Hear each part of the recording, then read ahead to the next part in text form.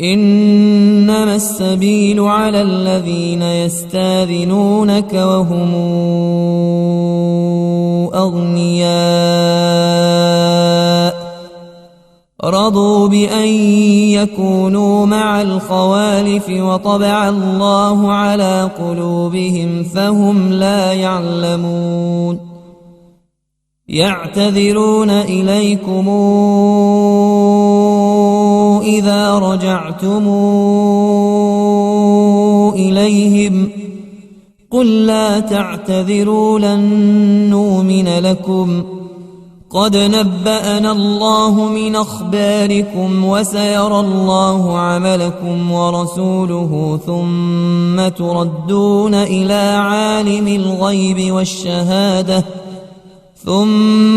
تردون إلى عالم الغيب والشهادة فينبئكم بما كنتم تعملون سيحلفون بالله لكم إذا انقلبتم إليهم لتعرضوا عنهم فأعرضوا عنهم إنهم رجس ومأواهم جهنم جزاء بما كانوا يكسبون يحلفون لكم لترضوا عنهم فإن ترضوا عنهم فإن الله لا يرضى عن القوم الفاسقين الأعراب أشد كفرا ونفاقا وأجدر ألا يعلموا حدود ما أنزل الله على رسوله والله عليم حكيم ومن الأعراب من يتخذ ما ينفق مغرما ويتربص بكم الدوائر عليهم دائرة السوء والله سميع عليم ومن الأعراب من يؤمن بالله واليوم الآخر ويتخذ ما ينفق قربات عند الله وصلوات الرسول ألا إنها قربة لهم سيدخلهم الله في رحمته إن الله غفور رحيم والسابقون الأولون من المهاجرين والأنصار والذين اتبعوهم بإحسان رضي الله عنهم ورضوا عنه وأعد لهم جنات تجري تحتها الأنهار خالدين فيها أبدا ذلك الفوز العظيم وممن حولكم من الأعراب منافقون ومن أهل المدينة مردوا على النفاق لا تعلمهم نحن نعلمهم سنعذبهم مرتين ثم يردون إلى عذاب عظيم وآخرون اعترفوا بذنوبهم خلطوا عملا صالحا وآخر سيئا عسى الله أن يتوب عليهم إن الله غفور رحيم خذ من أموالهم صدقة تطهرهم وتزكيهم بها وصل عليهم إن صلواتك سكن لهم والله سميع عليم ألم يعلموا أن الله هو يقبل التوبة عن عباده ويأخذ الصدقات وأن الله هو التواب الرحيم وقل اعملوا فسيرى الله عملكم ورسوله والمؤمنون وستردون إلى عالم الغيب والشهادة فينبئكم بما كنتم تعملون وآخرون مرجون لأمر الله إما يعذبهم وإما يتوب عليهم والله عليم حكيم الذين اتخذوا مسجدا ضرارا وكفرا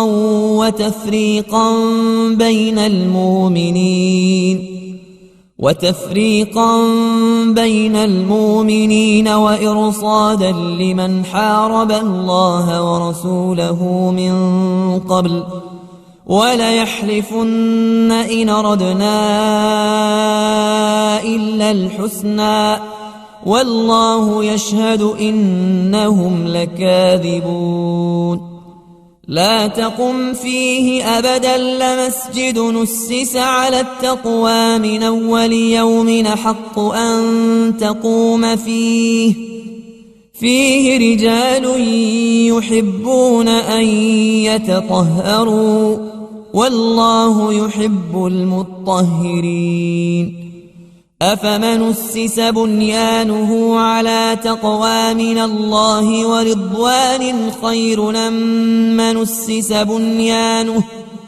أمن أسس بنيانه على شفا جرف هار فانهار به في نار جهنم والله لا يهدي القوم الظالمين لا يزال بنيانهم الذي بنوا ريبة في قلوبهم إلا أن تقطع قلوبهم والله عليم حكيم إن الله اشترى من المؤمنين أنفسهم وأموالهم بأن لهم الجنة يقاتلون في سبيل الله فيقتلون ويقتلون وعدا عليه حقا في التوراة والإنجيل والقرآن ومن أوفى بعهده من الله فاستبشروا ببيعكم الذي بايعتم به وذلك هو الفوز العظيم التائبون العابدون الحامدون السائحون الراكعون الساجدون الآمرون بالمعروف والناهون عن المنكر والحافظون لحدود الله وبشر المؤمنين ما كان للنبي والذين آمنوا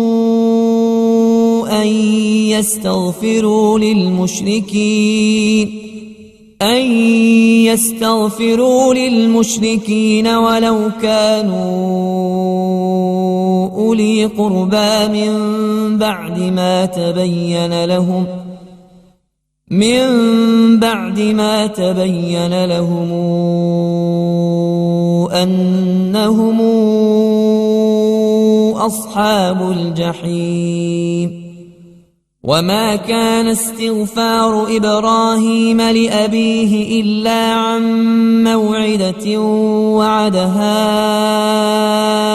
إياه فلما تبين له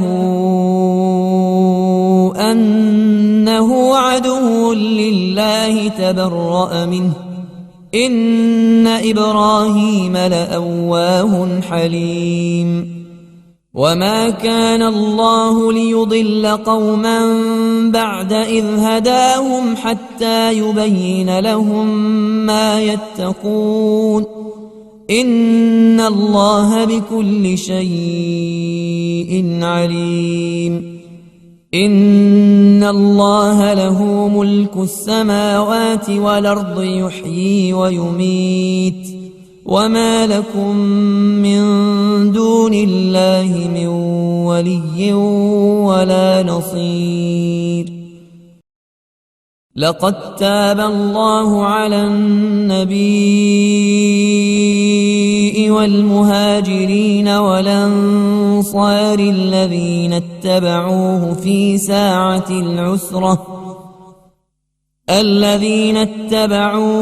ساعة العسرة من بعد ما كاد تزيغ قلوب فريق منهم ثم تاب عليهم إنه بهم رءوف رحيم. وعلى الثلاثة الذين خلفوا حتى إذا ضاقت عليهم الأرض بما رحبت وضاقت عليهم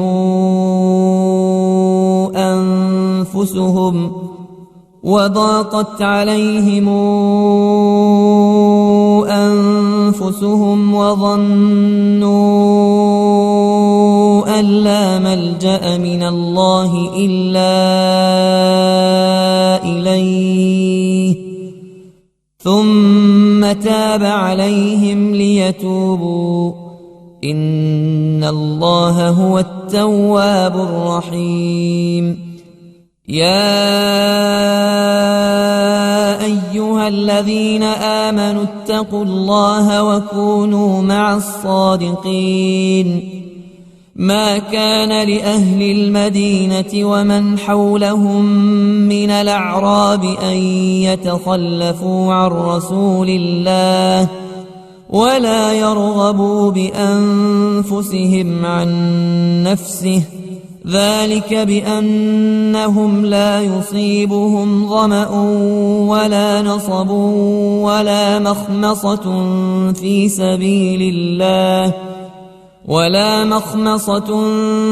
سبيل الله ولا يطؤون موطئا يغيظ الكفار ولا ينالون من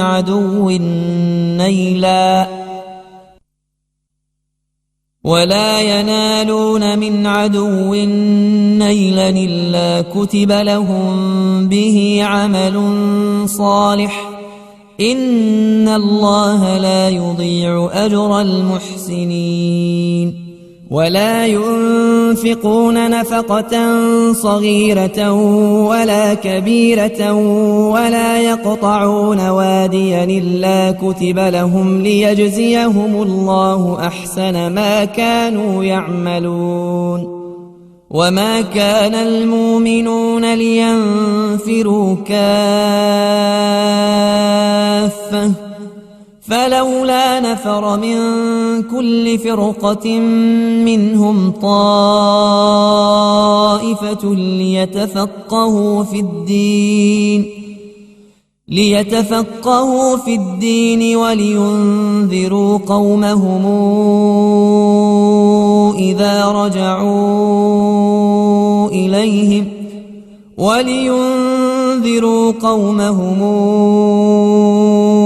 إذا رجعوا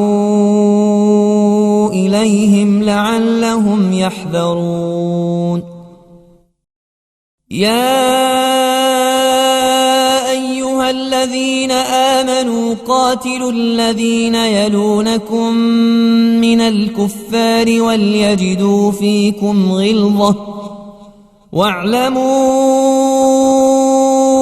أن الله مع المتقين. وإذا ما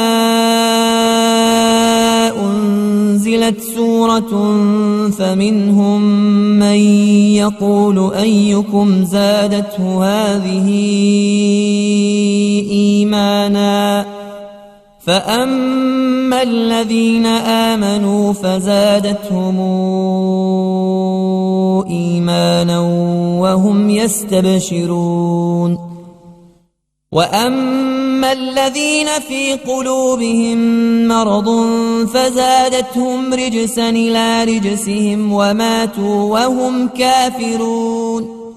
أولا يرون أنهم يفتنون في كل عام مرة أو مرتين ثم لا يتوبون ولا هم يذكرون وإذا ما أنزلت سورة نظر بعضهم إلى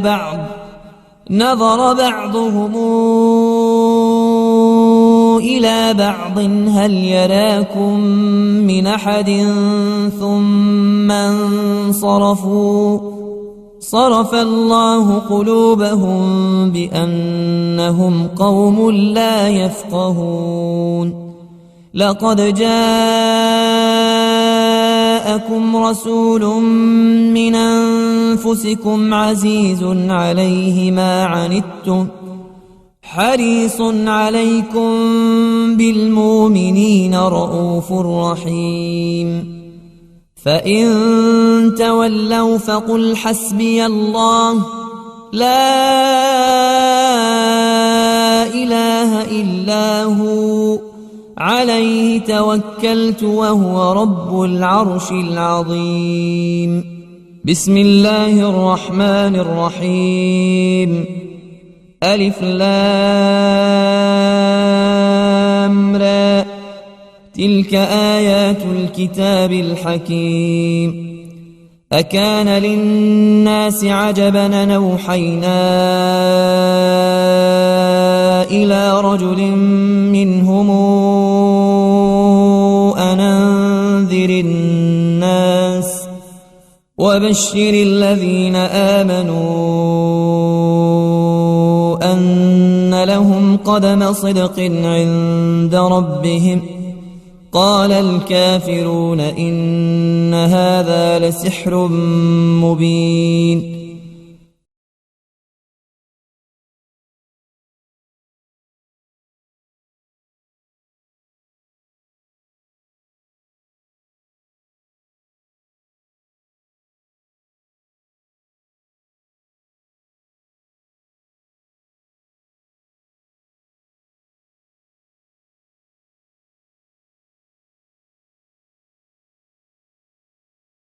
إن ربكم الله الذي خلق السماوات والأرض في 6 أيام ثم استوى على العرش يدبر الأمر ما من شفيع إلا من بعد إذنه ذلكم الله ربكم فاعبدوه أفلا تذكرون إليه مرجعكم جميعا وعد الله حقا إنه يبدأ الخلق ثم يعيده ليجزي الذين آمنوا وعملوا الصالحات بالقسط والذين كفروا لهم شراب من حميم وعذاب أليم بما كانوا يكفرون هو الذي جعل الشمس ضياء والقمر نورا وقدره منازل لتعلموا عدد السنين والحساب ما خلق الله ذلك إلا بالحق نفصل الآيات لقوم يعلمون إن في اختلاف الليل والنهار وما خلق الله في السماوات والأرض لآيات لقوم يتقون إن الذين لا يرجون لقاءنا ورضوا بالحياة الدنيا واطمأنوا بها والذين هم عن آياتنا غافلون أولئك مأواهم النار بما كانوا يكسبون إن الذين آمنوا وعملوا الصالحات يهديهم ربهم بإيمانهم تجري من تحتهم الأنهار في جنات النعيم دعواهم فيها سبحانك اللهم وتحيتهم فيها سلام وآخر دعواهم أن الحمد لله رب العالمين.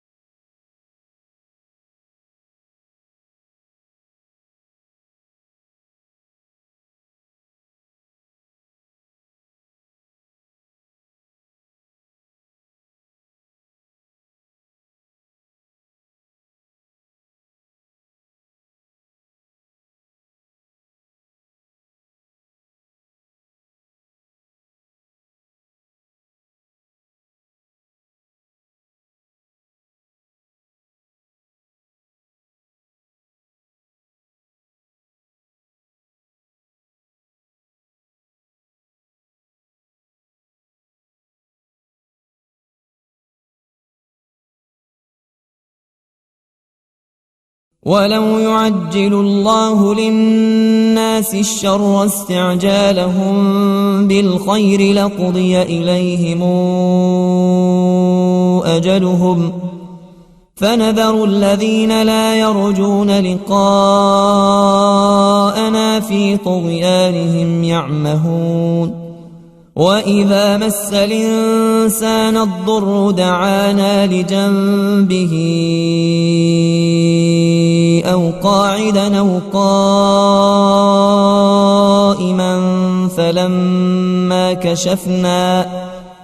فلما كشفنا عنه ضره مر كأن لم يدعنا إلى ضر مسه كذلك زين للمسرفين ما كانوا يعملون. ولقد أهلكنا القرون من قبلكم لما ظلموا وجاءتهم رسلهم بالبينات وما كانوا ليؤمنوا كذلك نجزي القوم المجرمين. ثم جعلناكم خلائف في الأرض من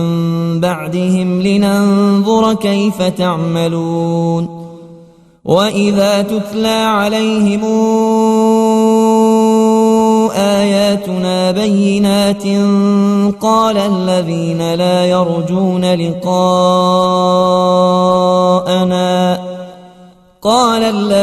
لا يرجون لقاءنا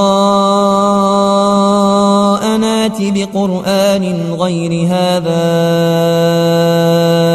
أو بدله قل ما يكون لي أن أبدله من تلقاء نفسي إن أتبع إلا ما يوحى إلي إني أخاف إن عصيت ربي عذاب يوم عظيم. قل لو شاء الله ما تلوته عليكم ولا أدراكم به فقد لبثت فيكم عمرا من قبله أفلا تعقلون. فمن أظلم ممن افترى على الله كذبا أو كذب بآياته إنه لا يفلح المجرمون. ويعبدون من دون الله ما لا يضرهم ولا ينفعهم ويقولون هؤلاء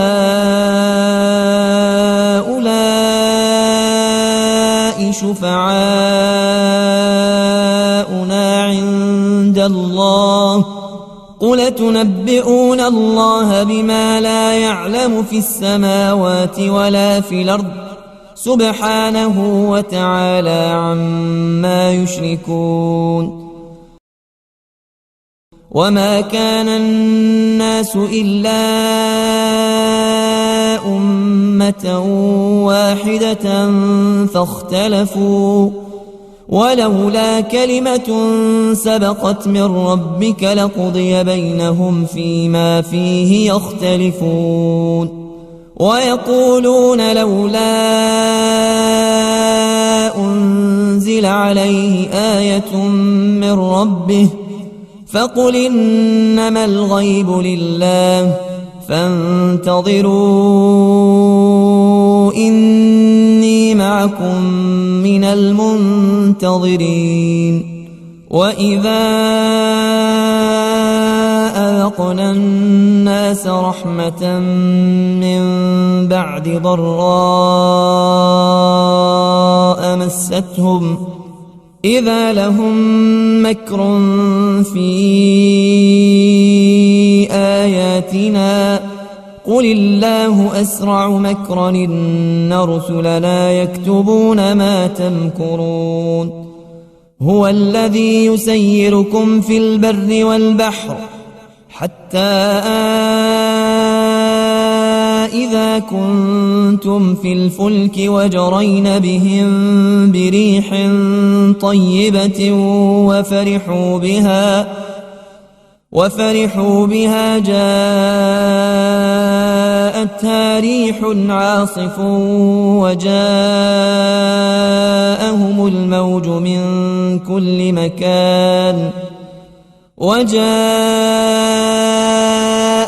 الموج من كل مكان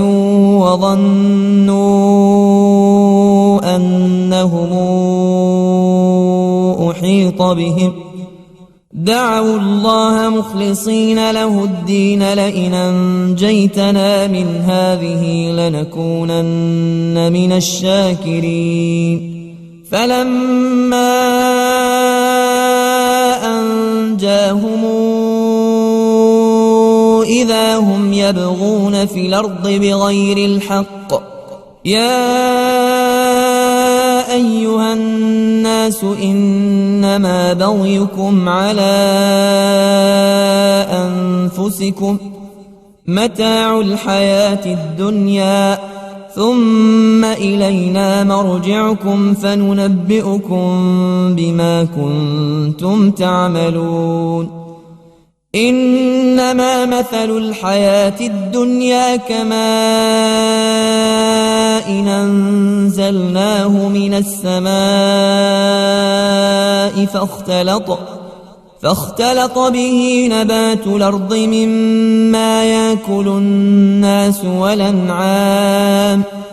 حتى إذا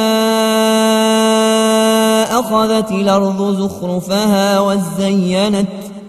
وظن أهلها أنهم قادرون عليها أتاها أمرنا ليلا أو نهارا فجعلناها حصيدا كأن لم تغن بلمس كذلك نفصل الآيات لقوم يتفكرون والله يدعو إلى دار السلام ويهدي من يشاء إلى صراط مستقيم للذين أحسنوا الحسنى وزيادة ولا يرهق وجوههم قتر ولا ذلة أولئك أصحاب الجنة هم فيها خالدون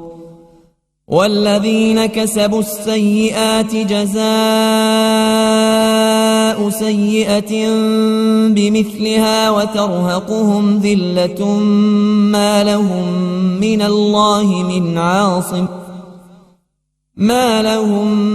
الله من عاصم كأنما أغشيت وجوههم قطعا من الليل مظلما أولئك أصحاب النار هم فيها خالدون ويوم نحشرهم جميعا ثم نقول للذين أشركوا مكانكم أنتم وشركاؤكم فزيلنا بينهم وقال شركاؤهم ما كنتم إيانا تعبدون فكفى بالله شهيدا بيننا وبينكم إن كنا عن عبادتكم لغافلين هنالك تبلو كل نفس ما أسلفت وردوا إلى الله مولاهم الحق وضل عنهم ما كانوا يفترون قل من يرزقكم من السماء والأرض أمن يملك السمع والأبصار ومن يخرج الحي من الميت ويخرج الميت من الحي ومن يدبر الأمر فسيقولون الله فقل فلا تتقون فذلكم الله ربكم الحق فماذا بعد الحق إلا الضلال فأنى تصرفون كذلك حقت كلمات ربك على الذين فسقوا أنهم لا يؤمنون قل هل من شركائكم من يبدأ الخلق ثم يعيده قل الله يبدأ الخلق ثم يعيده فأنى توفكون قل هل من شركائكم من يهدي إلى الحق قل الله يهدي للحق أفمن يهدي إلى الحق أحق أن يتبع أمن لا يهدي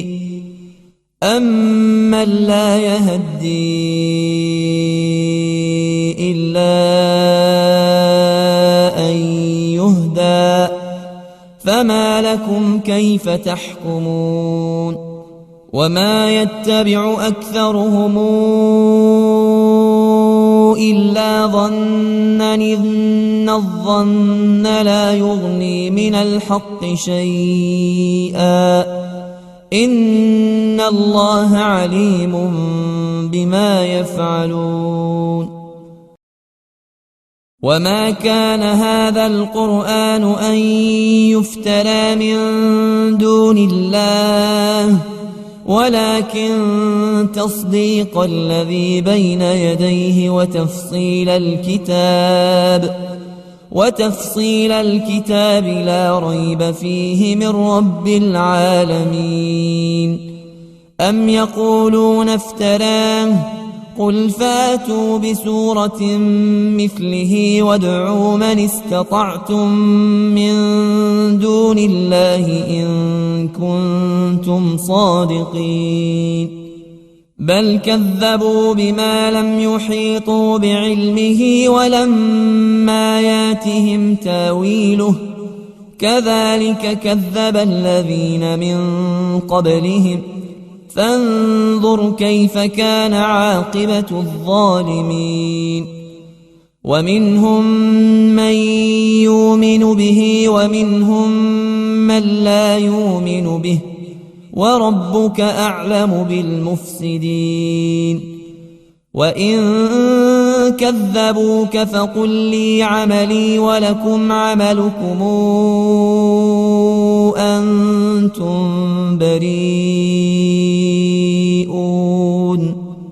أنتم بريئون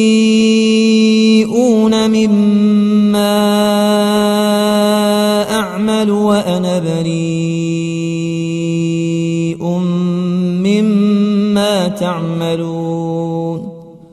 ومنهم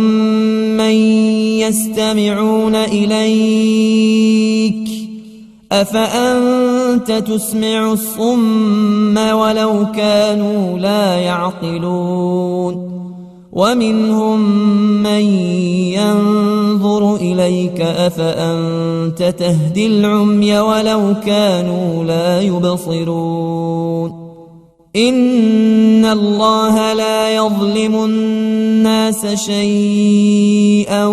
ولكن الناس أنفسهم يظلمون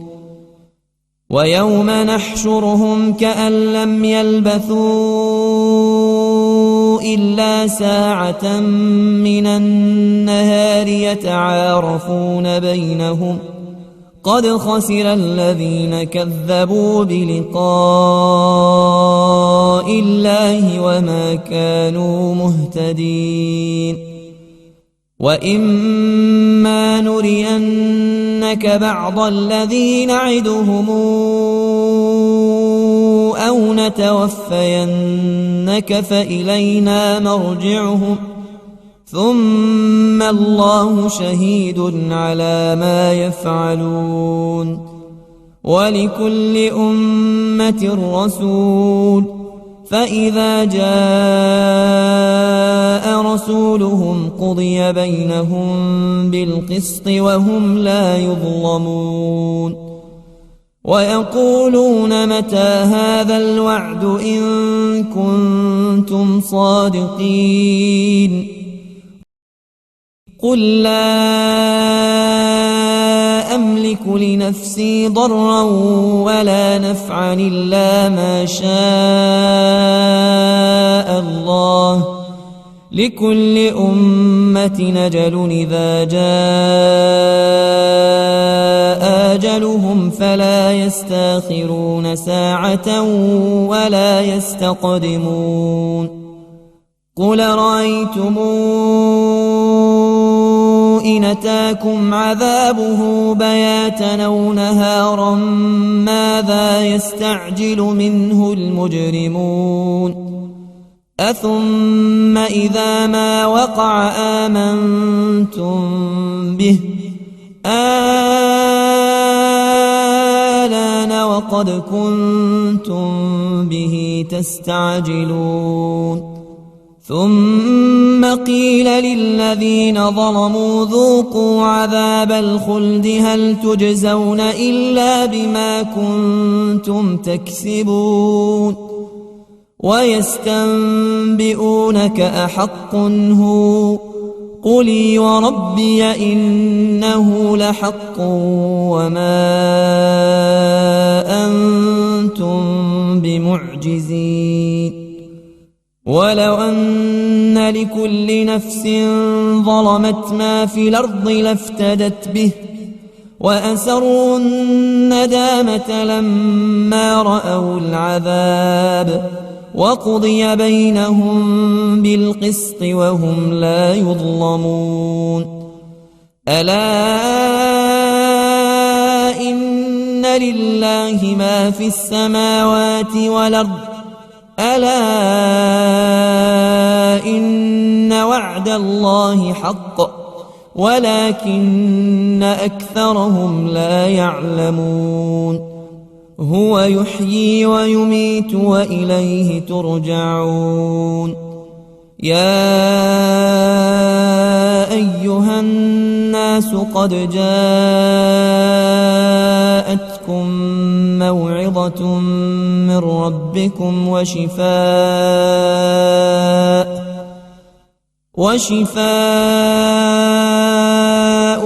لما في الصدور وهدى ورحمة للمؤمنين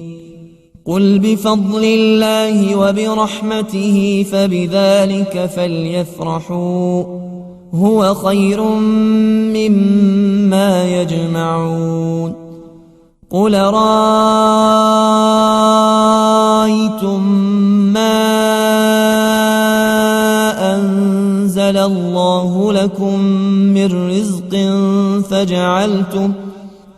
فجعلتم منه حراما وحلالا قل الله أذن لكم أم على الله تفترون وما ظن الذين يفترون على الله الكذب يوم القيامة إن الله لذو فضل على الناس ولكن أكثرهم لا يشكرون وما تكون في شأن وما تتلو منه من قرآن ولا تعملون من عمل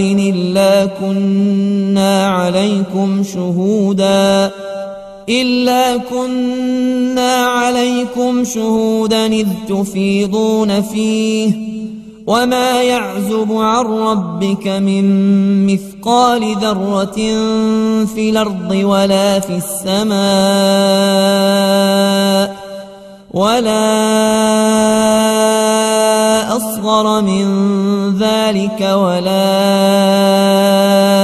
أكبر إلا في كتاب مبين ألا إن أولياء الله لا خوف عليهم ولا هم يحزنون الذين آمنوا وكانوا يتقون لهم البشرى في الحياة الدنيا وفي الآخرة لا تبديل لكلمات الله ذلك هو الفوز العظيم ولا يحزنك قولهم إن العزة لله جميعا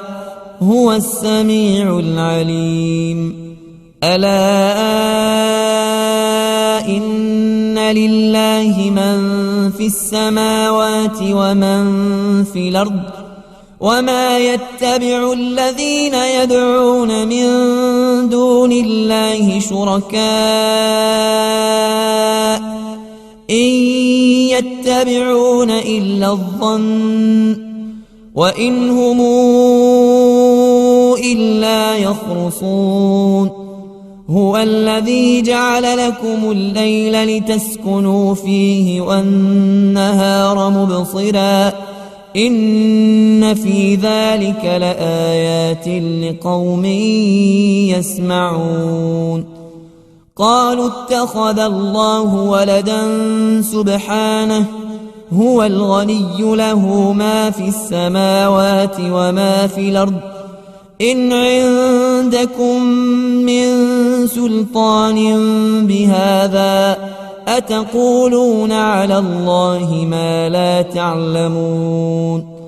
قل إن الذين يفترون على الله الكذب لا يفلحون متاع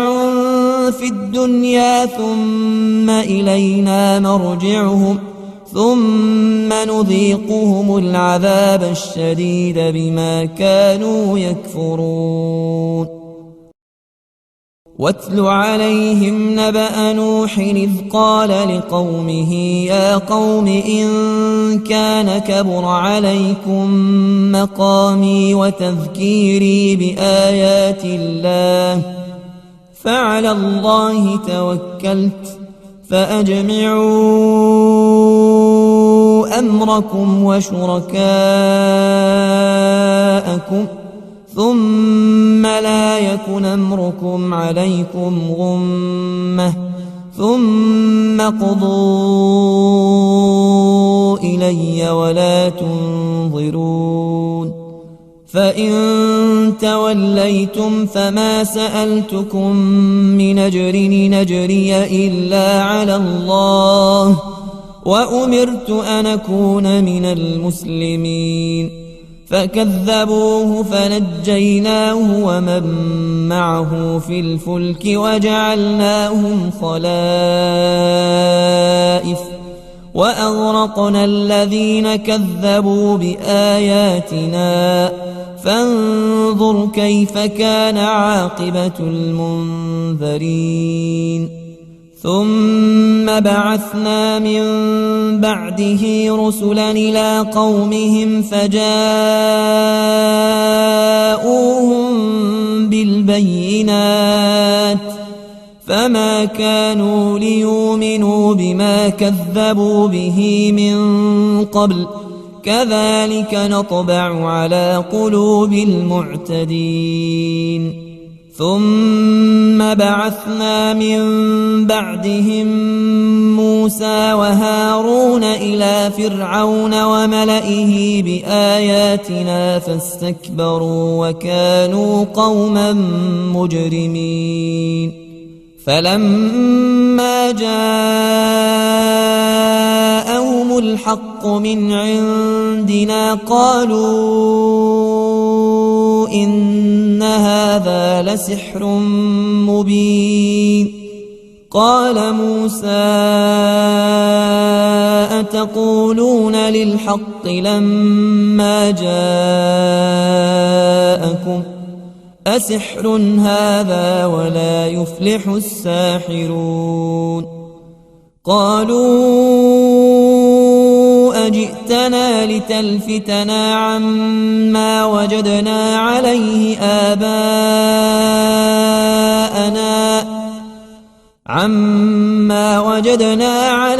آباءنا وتكون لكما الكبرياء في الأرض وما نحن لكما بمؤمنين وقال فرعون ائتوني بكل ساحر عليم فلما جاء السحرة قال لهم موسى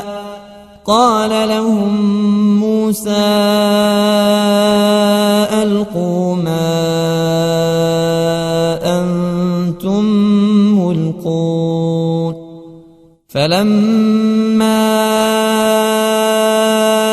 ألقوا قال موسى ما جئتم به السحر إن الله سيبطله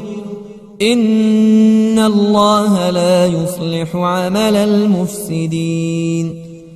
ويحق الله الحق بكلماته ولو كره المجرمون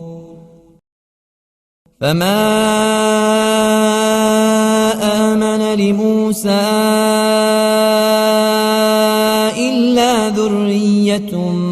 من قومه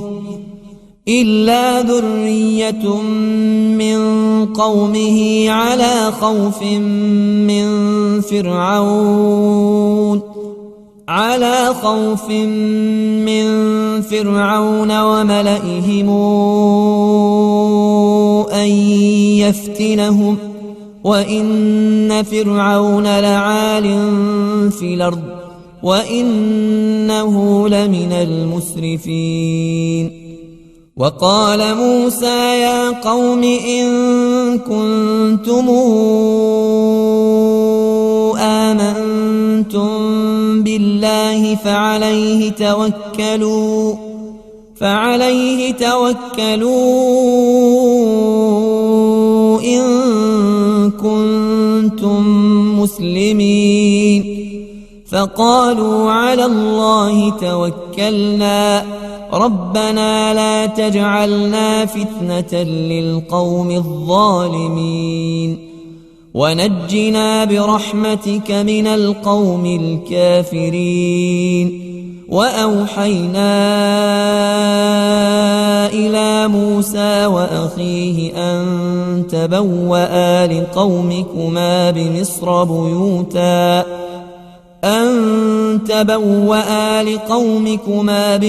بيوتا واجعلوا بيوتكم قبلة وأقيموا الصلاة وبشر المؤمنين وقال موسى ربنا إنك آتيت فرعون وملأه زينة وأموالا في الحياة الدنيا ربنا ليضلوا عن سبيلك ربنا اطمس على أموالهم واشدد على قلوبهم فلا يؤمنوا حتى يروا العذاب الأليم. قال قد أجيبت دعوتكما فاستقيما ولا تتبعان سبيل الذين لا يعلمون. وجاوزنا ببني إسرائيل البحر فأتبعهم فرعون وجنوده بغيا وعدوا حتى إذا أدركه الغرق قال آمنت أنه لا إله إلا الذي آمنت به بنو إسرائيل وأنا من المسلمين. الآن وقد عصيت قبل وكنت من المفسدين فاليوم ننجيك ببدنك لتكون لمن خلفك آية وإن كثيرا من الناس عن آياتنا لغافلون. ولقد بوأنا بني إسرائيل مبوأ صدق ورزقناهم من الطيبات فما اختلفوا حتى جاءهم العلم إن ربك يقضي بينهم يوم القيامة فيما كانوا فيه يختلفون. فإن كنت في شك مما أنزلنا إليك فاسأل الذين يقرؤون الكتاب من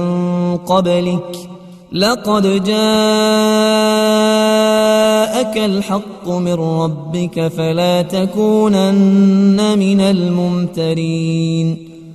ولا تكونن من الذين كذبوا بآيات الله فتكون من الخاسرين.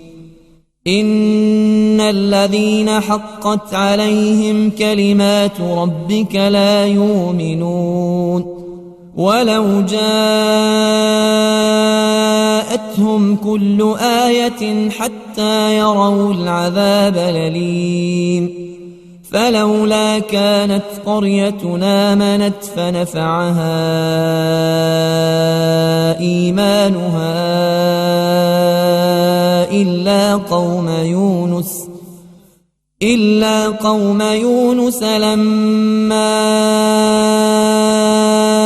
آمنوا كشفنا عنهم عذاب الخزي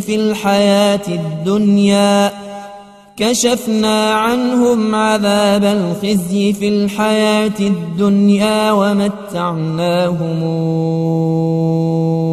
إلى حين. ولو شاء ربك لآمن من في الأرض كلهم جميعا أفأنت تكره الناس حتى يكونوا مؤمنين وما كان لنفس أن تؤمن إلا بإذن الله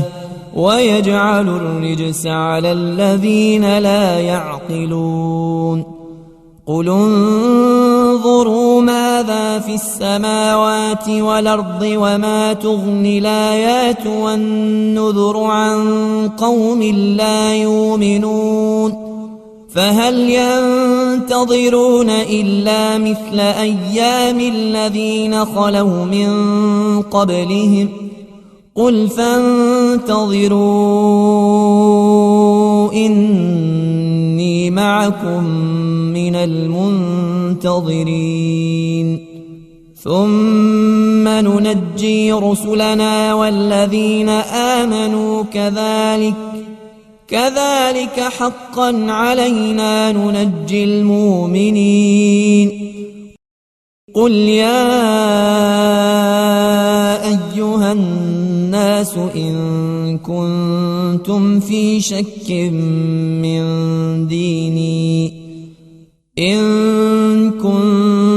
في شك من ديني فلا أعبد الذين تعبدون من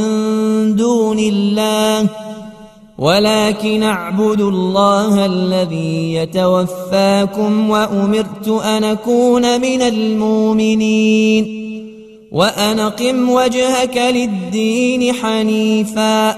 ولا تكونن من المشركين ولا تدع من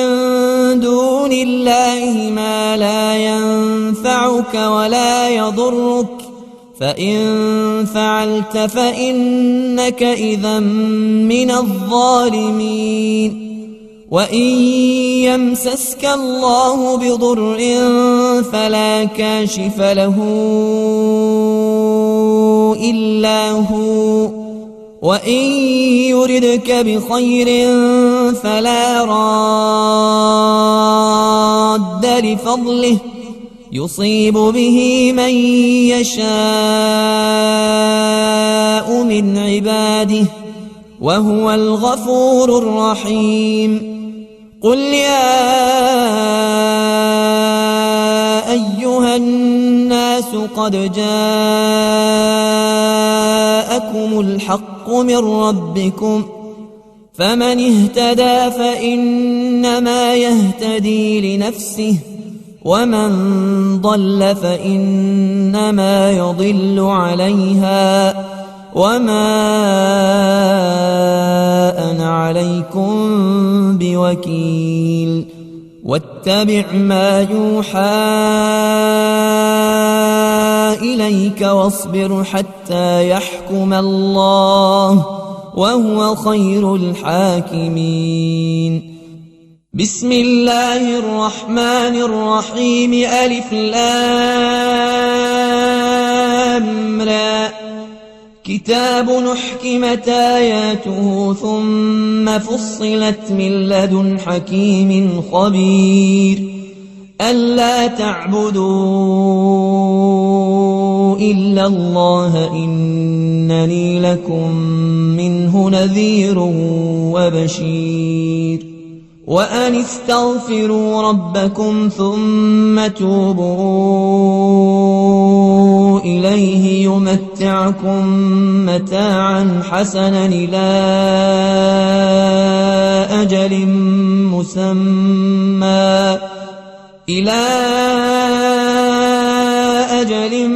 مسمى ويؤت كل ذي فضل فضله وإن تولوا فإني أخاف عليكم عذاب يوم كبير إلى الله مرجعكم وهو على كل شيء قدير ألا إنهم يثنون صدورهم ليستخفوا منه ألا حين يستغشون ثيابهم يعلم ما يسرون وما يعلنون